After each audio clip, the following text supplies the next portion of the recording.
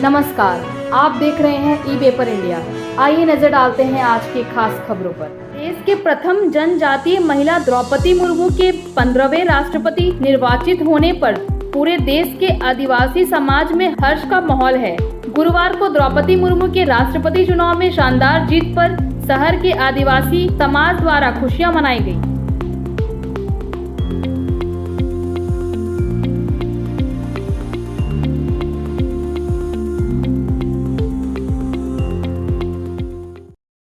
तब 1855 में सिद्धू कानू ने अंग्रेजों को भगाने के लिए आंदोलन किया, लेकिन आजादी के 75 वर्ष बाद जो आदिवासी समाज को सम्मान मिलना चाहिए, उस सम्मान देश में इतने लंबे शासन तक शासन करने वाली कांग्रेस पार्टी या झारखंड मुक्ति मोर्चा, जो झारखंड के आदिवासी के नाम पर राजनीति करने वाले लोग कभी भी आदिवासी समाज को शिखर पर पहुंचाने की पहल नहीं। और जब से मोदी जी 2014 से देश के प्रधानमंत्री बने, मोदी जी का आदिवासी समाज से बहुत लगाव रहा और इसीलिए इन 8 वर्षों में जो हमारे आदिवासी गरीब पूर्वजों के पूरे देश भर में 10 संग्रहालय बनाने का काम, ताकि हमारे आने वाली पीढ़ी जाने कि हमारा आदिवासी समाज भी इस देश के आजादी के आंदोलन में खून बहाया। भगवान बिरसा मुंडा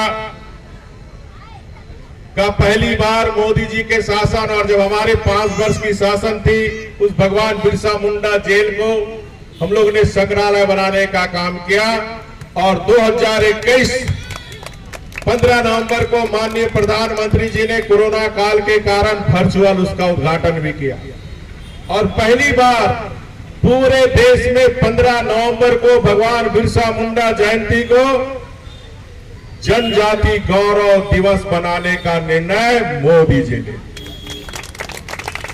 और जो सबसे बड़ा निर्णय, जिसका आज रिजल्ट हम सबके समक्ष आ रहा, एक गरीब संथाल महिला, गरीब आदिवासी महिला, क्योंकि मुझे उनके साथ, मैं मुख्यमंत्री था 5 साल, वो गवर्नर मेरे साथ थी। ऐसे उनका 1 साल और 6 साल वो गवर्नर थी, लेकिन 5 साल मुझे काम करने का मौका मिला। वो हमेशा आदिवासी समाज के लिए, जो विकास से पीछे है आदिवासी समाज, उसकी चिंता बहुत करती थी, चाहे वो शिक्षा को लेकर हो, चाहे प्राइमरी शिक्षा हो, हायर एजुकेशन हो, मिडिल स्कूल हो, ताकि स्कूल, ये जो जनजाति भाषा जो रांची यूनिवर्सिटी में आज पढ़ाई हो रही है, ये श्रीमती द्रौपदी मुर्मू की देन थी। उन्होंने कहा कि आप जनजाति भाषा रांची यूनिवर्सिटी में आप पढ़ाई शुरू करो। सभी आदिवासी समाज संगठन, चाहे हो समाज हो, मुंडा समाज हो, संथाल समाज हो, सारे समाज के द्वारा आज आज़ादी के 75 वर्ष के वर्षगांठ में जो दुनिया के सबसे बड़े लोकतांत्रिक देश भारत का राष्ट्रपति, हमारे झारखंड के पूर्व राज्यपाल, आज श्रीमती द्रौपदी मुर्मू राष्ट्रपति में विजयी हुए, उस खुशी में आज सभी संथाल समाज, सभी जमशेदपुर वासी अपने देश के लोकप्रिय प्रधानमंत्री मोदी जी और भारतीय जनता पार्टी के राष्ट्रीय नेतृत्व को साधुवाद, धन्यवाद दी। और आज देख रहे हैं कि न सिर्फ जाहे टोला, सारे देश में आज उत्साह और खुशी का माहौल है, क्योंकि आज़ादी के पहली बार किस आज़ादी के आंदोलन में हमारे गरीब आदिवासी पूर्वजों ने भी अपनी खून बहाया था, चाहे भगवान बिरसा मुंडा हो, सिद्धू कानू हो, तिलका मांझी हो।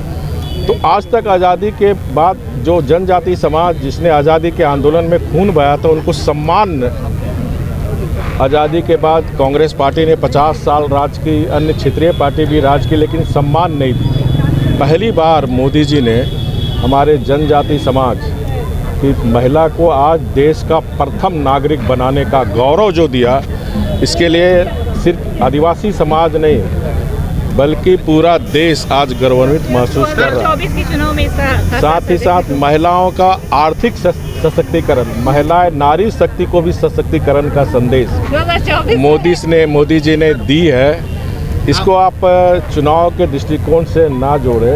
राष्ट्रपति पद एक संवैधानिक पद है और उस संवैधानिक पद में आदिवासी समाज का हक बनता था। और आपने देखा इसके पहले एक दलित समाज को माननीय मोदी जी ने राष्ट्रपति का उम्मीदवार बनाया था, रामनाथ कोविंद जी को। तो ये जो आज़ादी के बाद जो गरीब है, जो शोषित है, जो वंचित है, उसको सही जगह स्थान पहुंचाने का काम जिसका उसका अधिकार बनता था, वो अधिकार मोदी जी देने जा रहे हैं। आपके लिए काफ़ी एक और अलग अनुभव है, क्योंकि जब आप मुख्यमंत्री थे तब वो यहाँ की गवर्नर थी, तो कुछ अपने व्यक्तिगत संस्मरण सुनाना निश्चित रूप चाहेंगे? से सौभाग्य है कि श्रीमती द्रौपदी मुर्मू जी के साथ 5 वर्ष का कार्यकाल एज ए मुख्यमंत्री, एज ए महामहिम गवर्नर के साथ काम करने का मौका मिला।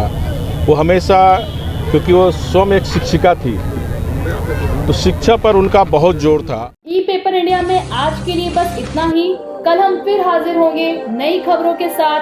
तब तक के लिए देखते रहिए ई पेपर इंडिया।